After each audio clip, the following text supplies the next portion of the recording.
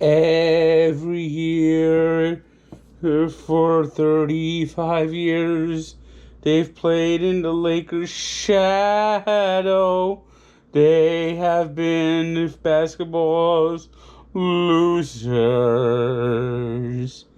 Finally, they had a great team that should have been able to sail on, but they blew a 3-1 lead, and their season has sunk all the way. The Clippers don't know how to win. That is why they'll never go on. That's why the Clippers never go on. Here far, they should sail away. They will never, ever win anything.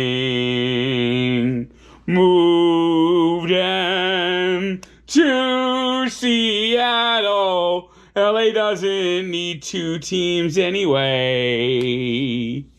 That's why they are now the tokers of the decade, millennium, century. Oh my God, the Clippers. Oh my God.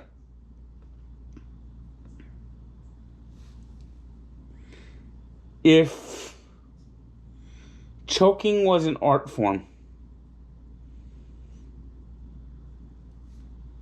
the Clippers' collapse would hang in the loo. I mean, up 3-1. Blow a 16-point lead in Game 5. Blow a 19-point lead in Game 6. And in Game 7, score 33 points in the second half and lose 104-89. Denver Nuggets go into Western Conference Finals, where they'll be the sacrificial lamb of the Los Angeles Lakers.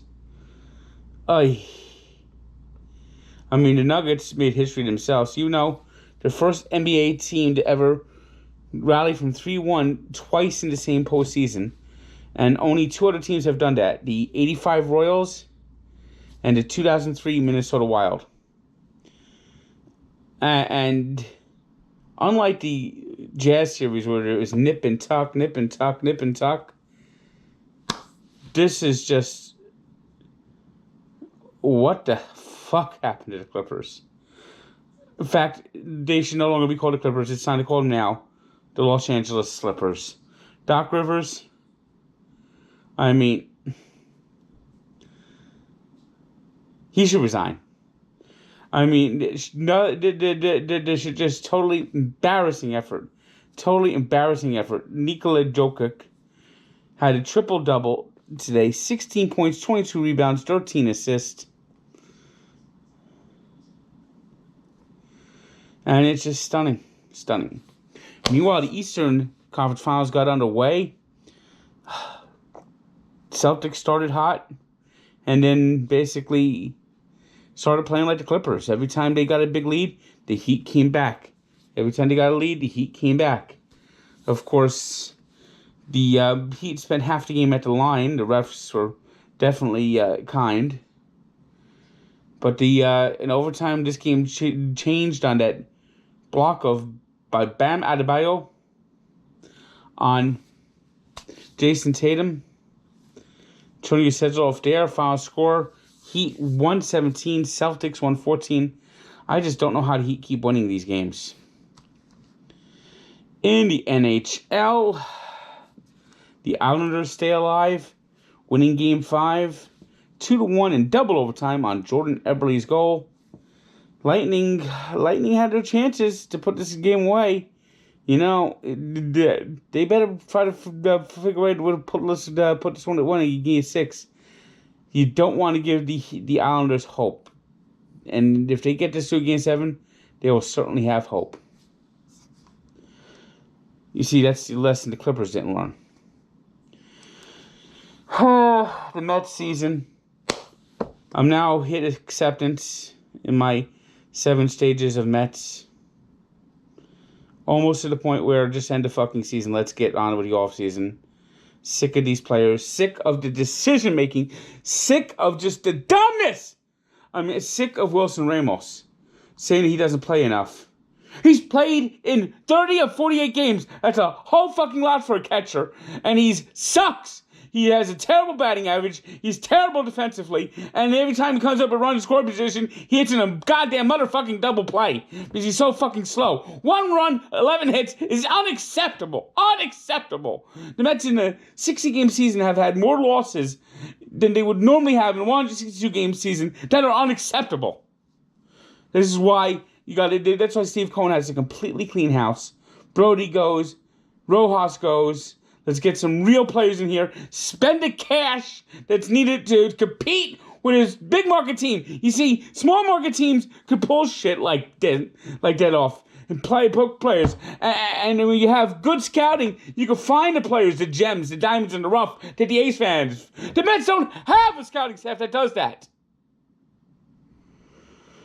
Phillies win the game 4-1. Turn out the lights. The fucking party's over. It was the Yankees all over the Blue Jays. 6 straight win, 20-6, moving into second place in the American League East. Yankees just pounded the Blue Jays all day long. Diamondbacks over the Angels, 9-8. Red Sox helped the Yankees. Well, no, they actually didn't help the Yankees. Never mind. Red Sox would have helped the Mets if the Mets had any fucking balls. They beat the Marlins 2-0. Reds 4-1 winners over the Pirates. Rays over the Nationals 6-1. Tigers over the Royals 6-0. Braves 5-1 winners over the Orioles. And Brewers danced the polka and rolled out their barrels as they rolled up the score against the Cardinals 18-3. It was the White Sox 6-2 winners over the Twins. Astros 4-1 winners over the Rangers. Cubs beat the Indians 6-5. Rockies 3-1 winners over the A's. Dodgers beat the Padres 3-1. And the Mariners-Giants game was postponed and moved to San Francisco due to smoking conditions in Seattle. Hey, what a fucking year. What a fucking year.